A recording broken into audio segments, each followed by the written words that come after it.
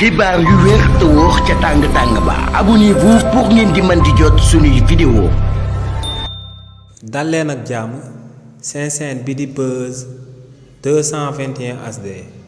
kii di Cheikh Thioro Mbacké di ak personnalité politique bu kenn dootu présenté ci réew mii di Sénégal bokk ci leaderu parti bi di Pastef yëkkati na ay kàddu daal di koy jëmale ci manipulation yi nga xam ne kii di Abdoul Mbow di ak personnalité politique bu kenn dootu présenté ci réew mii di Sénégal tàmbale na di ko daal di amal te muy daal di wax que ne budget bi nga xam ne moom lañ jagleloon waa présidence dañ koo daal di jëlee ci 72 milliards de francs CFA daal di koy yóbbu ci 404 milliards de francs CFA daal di wax que ne li ni mel daal di nay sabab léegi présidence dañoo daal di yokk budget bi ba mu jéggi dayoo te kenn xamul lu sabab li ni mel. ginnaaw ba Abdoul Mbow yëkkatee kàddu yooyee ba noppi kii di Cheikh Thioro Mbacké daal dina ko siy tontu kii di Cheikh Thioro Mbacké ne lu leer ba am moom mooy que ne présidence dañuy jël ay structure étatique daal di koy coller ak moom ne si li ni mel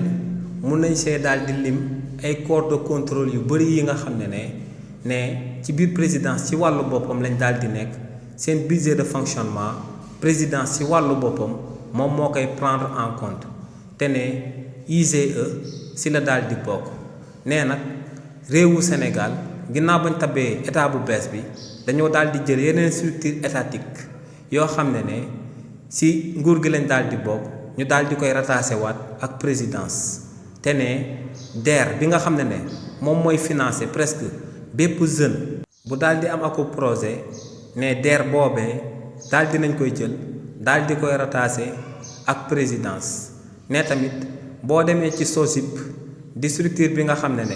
moom la kii di dàmboo di jiite ci réewu Sénégal te ne structure boobee di soxla xaalis bu takkoo takku ci réewu Sénégal ngir mën a daal di réaliser ay édifice étatique ne boobee tamit dañ koo jël daal di koy rattaché ci présidence ne tamit ARTP dañ koo daal di jël daal di koy rattaché ci présidence ne li ni mel nag moom mooy expliquer présidence budget bi ñu daal di koy yóbbu te ne ginnaaw ñetti infrastructure yooyee am na yeneen yi nga xam ne